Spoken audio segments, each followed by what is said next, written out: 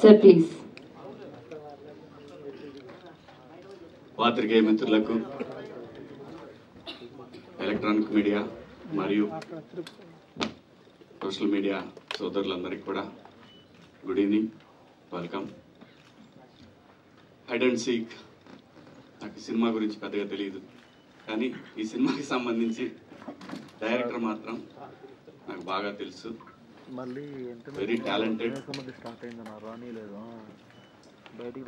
సెట్లో డైనమిక్ గా ఉంటుంది అతని వర్క్ అంతా కూడా. ఆయనతో నేను వర్క్ చేయడం జరిగింది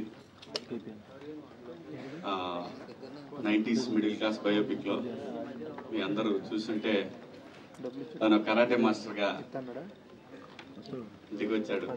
సో అప్పుడు తనతో పరిచయం ఏర్పడింది. అలాగే అదే రోజు వర్క్ చేశాడు సినిమా సెట్ లో. ఎందుకంటే మన ఆదిత్యకి వీళ్ళందరికీ కూడా మంచి క్లోజ్ మిత్రుడు. సో నేను జస్ట్ ఆ రోజు చూసినప్పుడే చెప్పాను తీసేద్దాం. ఎందుకంటే సెట్ లో ఒక డైరెక్టర్ కి ఇలాంటి అసిస్టెంట్ డైరెక్టర్లు ఉండాలి అనేది ఆ రోజు నేను ఆదిత్యతో అనడం జరిగింది. సో చాలా ప్యాషనెట్ గా చేశాడు. నాకు అనిపించింది ఆ రోజు అతని వర్క్. సో ఈ సినిమా గురించి కూడా చెప్పేటప్పుడు ఇట్లా హైడ్ అండ్ సీక్ అని చేస్తున్నాను సినిమాని. డెఫినెట్ గా తెలుగు సినిమాకి ఇంకో మంచి డైరెక్టర్ వస్తున్నాడని నేను బలంగా నమ్ముతున్నాను. నేను అంటే ఒక ప్రొడ్యూసర్ ఎక్కడో దూరం నుండి ఒక డైరెక్టర్ నమ్మి, ఒక కథను నమ్మి డబ్బులు పెట్టాడు అంటే ఏదో ఉంది అక్కడ, సంథింగ్ ఉంది. అంటే ఆ స్క్రిప్ట్ చూసి డెఫినెట్ గా ఆయన నమ్మి ఈ సినిమాని తీశారు. ఆయన పేరు కూడా చాలా గమ్మత్తుగా ఉంది. నాకు బాగా ప్రొడ్యూసర్ బుచ్చిరెడ్డి గారి నరేంద్ర. జనరల్గా బుచ్చిరెడ్డి అనే పేరు ఉంటుంది కదా, అలాగే ఇంటి పేరు కూడా చాలా బాగా అనిపించింది నాకు. సో డెఫినెట్ గా ఆయన నమ్మకాన్ని బసి వమ్ము చేయడని నేను బలంగా నమ్ముతున్నాను. అలాగే మనోడు హీరో ఈ అమ్మాయి కూడా బాగా వెలిగిపోతా ఉంది ఈ శారీలో. డెఫినెట్ గా సినిమా రంగంలో కూడా అలాగే వెలిగిపోవాలని మనస్ఫూర్తిగా కోరుకుంటున్నాను. కొత్త టాలెంట్ అబ్బా, కొత్త కాన్సెప్ట్స్ తో వస్తున్నారు. ఇంతకు ముందైతే కొంచెం కొత్త వాళ్ళు రావడానికి చాలా చూసేవాళ్ళు. డైరెక్టర్ అవ్వాలంటే చాలా టైం పట్టేది.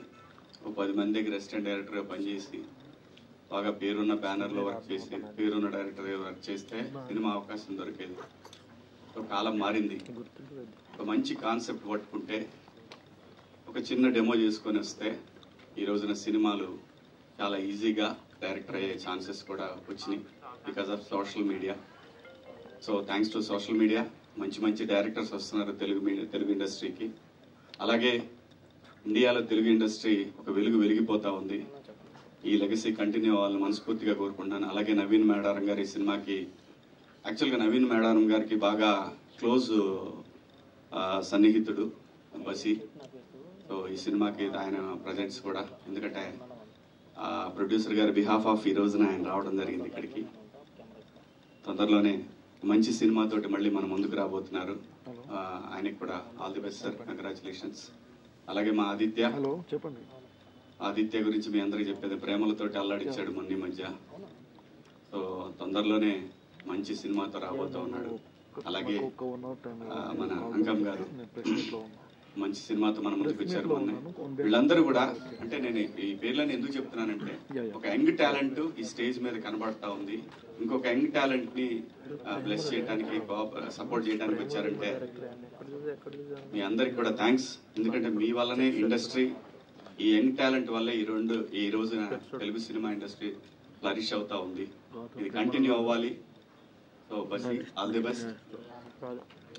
మా ఈ హీరో కూడా ఆల్ ది బెస్ట్. అలాగే అందరికీ కూడా ఆల్ ది బెస్ట్ అండి. ఇందులో పనిచేసిన టెక్నీషియన్స్ కి అందరికి పేరున all the best and congratulations. Thank you media. Thank you so much. Thank you, sir. Thank you so much for your